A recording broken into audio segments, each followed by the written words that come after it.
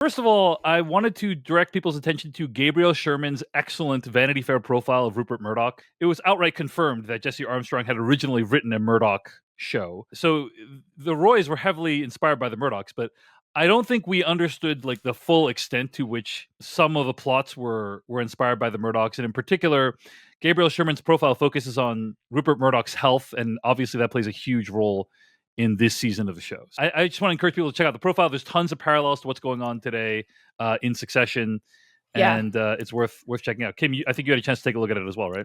Yeah, having someone write such a incisive and very detailed profile that made me just I was raising my eyebrows every 5 seconds because I was like, whoa, that felt like something I've seen in Succession, or, oh, I thought that was a totally fictionalized situation, but no. So I think in the same way that people love to watch The Crown and then get the real stories behind everything, Succession has so many really cool, well thought out storylines that you can get sort of real world analogies for. And this is a perfect example of that. The other thing I feel the need to bring up is this past week, the company SpaceX launched a rocket called Starship that exploded shortly after it took off. Elon Musk, I think, is an inspiration for many of the aspects of Succession. I would argue that he is very... the character of Madison is heavily inspired by Elon Musk. In Succession season 1, Roman oversees a rocket launch. The rocket explodes. This episode heavily features Madison. Elon Musk, I think, heavily inspired Madison. So I just want to bring that up because it just really feels like real life and fiction converging on a very profound level. I think tank the whole deal. Kendall makes the pitch, hey, we should tank this deal. And the reason we should tank this deal is because he doesn't get the company and he's going to ruin it. Now, we have literally just seen a billionaire buy a media company and, in my opinion, ruin it. I'm talking, of course, of Elon Musk, who I think heavily inspired the character of Madison, purchasing Twitter, and I think he has made Twitter worse. New York Times just wrote a piece recently about how he's basically like the guy who bought your local bar and then, let in Nazis into the bar. It's not a good situation over there on Twitter. That is actually a decent argument. Imagine Elon Musk saying he wants to buy Fox News, and he's like, I'm going to revitalize Fox News. That'd be a very weird thing to do. And so it is understandable why Kendall thinks it would be a bad idea. There were a couple of other parallels that I wanted to bring up. Something that Shiv says to the other guys. I just got a bad rumor in my ears. What is it? Apparently ATN has an open line to Jared Menken's campaign team. This mirrors an actual real-life plotline with Fox News. One of the things I found very interesting is Roger Ailes used to run Fox News. Roger Ailes was, by all accounts, a monster. Sexually harassed people, was abusive, just a complete terrible person. But he evidently ran a very tight ship at Fox News. And one of the things that I heard commented on was Fox News under the Ailes era, would never have allowed people at Fox to be actively involved in political campaigns. Because Ailes knew that you needed to maintain the illusion of objectivity on Fox News. And that is not present in the current incarnation of Fox News.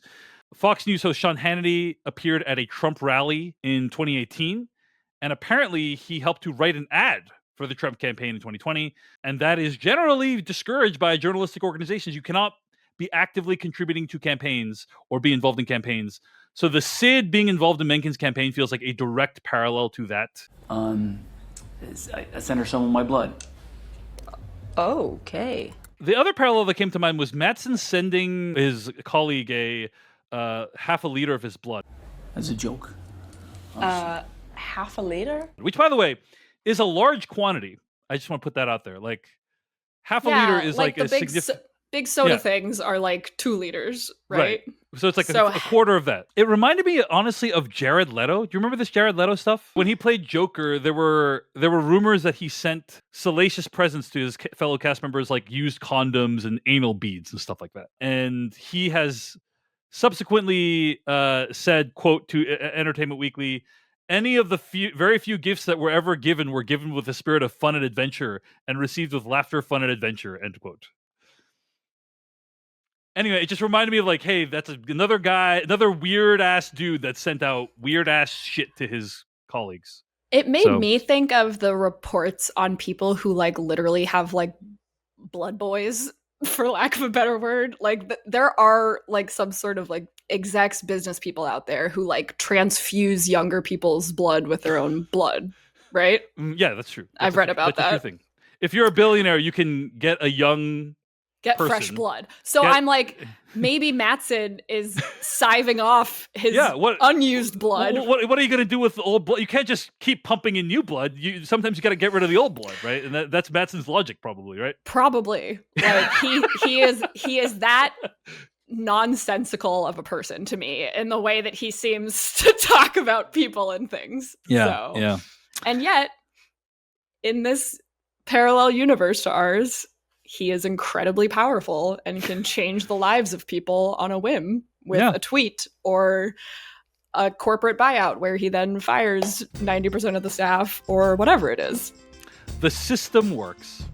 Hey everyone, David Chen here. Thank you so much for watching that video from Decoding TV. If you want to get an audio version of the show, all you got to do is go to podcast.decodingtv.com. And if you want to support what we do, get ad-free episodes of the podcast and also bonus episodes of the podcast, go to decodingtv.com and become a paid member. Of course, you can also like and subscribe for more. We appreciate it. Thanks. See you later.